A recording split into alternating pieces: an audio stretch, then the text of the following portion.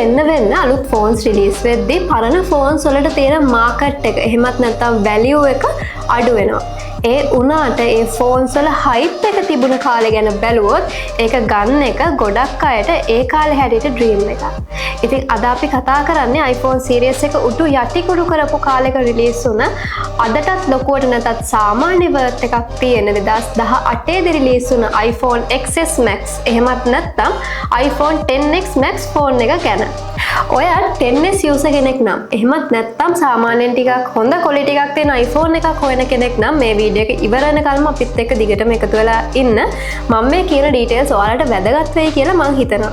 ඉතින් වැඩි කතා නැතුව අපි යමු අද වීඩියෝ එක පැත්තට. මගේ channel එක subscribe කරගෙනම වීඩියෝ එකත් එක්ක එකතු වෙන්න කියලා මම ඔයාලට ආදරෙන් මතක් කරනවා. ඉතින් අපි මුලින්ම අපිට මේ ෆෝන් එකේ පිටතින් පේන දේවල් ටිකක් ගැන කතා කරමු. කලර්ස් ගත්තොත් කලර්ස් තුනකින් ඇවිල්ලා තියෙනවා. ඒ තමයි ස්පේස් ග්‍රේ, සිල්වර් සහ ගෝල්ඩ් විදිහට.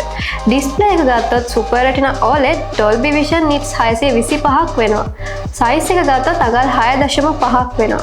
බිල්ඩ් ක්වොලිටි එක ගත්තොත් glass front and back එකකින් තමයි ඇවිල්ලා තියෙන්නේ. දැන් කාලේ එන ඇලුමිනියම් ෆ්‍රේම් එක වෙනුවට ස්ටේන්ලස් ස්ටීල් ෆ්‍රේම් එකකින් තමයි XS Max එක ඇවිල්ලා තියෙන්නේ.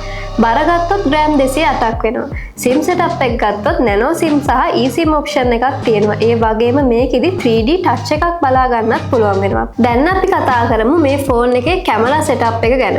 මුල්ම වතාවට සම්පූර්ණයෙන්ම මේ X series එකේදී තමයි 34 තිබ්බ කැමරා ඇන්ගල් 34 වෙනස් කරේ. ඉතින් මේකේ තියෙන්නේ මෙගාපික්සල් 12ක wide angle සහ ටෙලිෆොටෝ කැමරා. ඒ කියන්නේ normal photos වලට වගේම zoom photos උත් quality එක නැති නොවන විදිහට capture කරන්න පුළුවන්. ඒ වගේම daylight photos වලට සහ night shot වලට decent result එකක් දෙනවා. portrait mode එකත් හොඳ මට්ටමක තියෙනවා. advanced bokeh සහ depth control එක තියෙන නිසා background blur එක natural look එකක් දෙනවා. ඒකටම add වෙලා තියෙන 5 portrait light effect නිසා creative photography කරන්න පුළුවන්. dual optical image stabilization එක නිසා shaky video හෝ blurry photos ගැන කිසිම සැකයක් නැහැ. Smart HDR, focus pixel සහ true tone flash එකක් එක්ක photo quality එක balance exposure එකක් දෙනවා. සමහර විට 2025 standard වලින් මේ කැමරා එක old කියලා කියන්න පුළුවන්.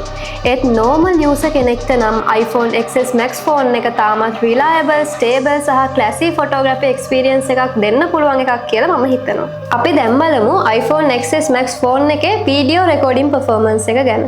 තාමත් මේ phone එකෙන් ගන්න පුළුවන් video quality එක අතිශය impressive කියලා කියන්න පුළුවන්. XS Max එකෙන් 4K video 24, 30 හෝ 60 fps වලින් record කරන්න පුළුවන්. ඒක නිසා cinematic shots, vlogs හෝ daily lifestyle videos ඕනම frame rate එකකට ගන්න පුළුවන්. ඒ වගේම 1080 සහ 720p options උත් තියෙනවා. ඒත් 4K 60 fps තමයි මේ phone එකේ highlight වෙන feature එක.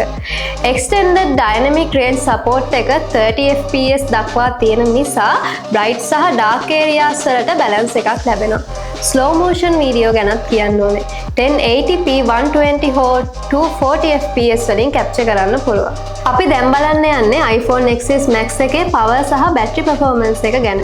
මේකේ තියෙන්නේ milliampere 3174ක battery එකක්. ඒ වගේම මේ phone එකේ video playback time එක පැය 15ක් සහ audio playback time එක පැය 65ක් දක්වා ලබා දෙනවා. fast charging support එක නිසා මිනිත්තු 30කින් 150ක් දක්වා charge කරගන්න පුළුවන්. ඒ වගේම QI wireless charging පහසුකමක් තියෙනවා.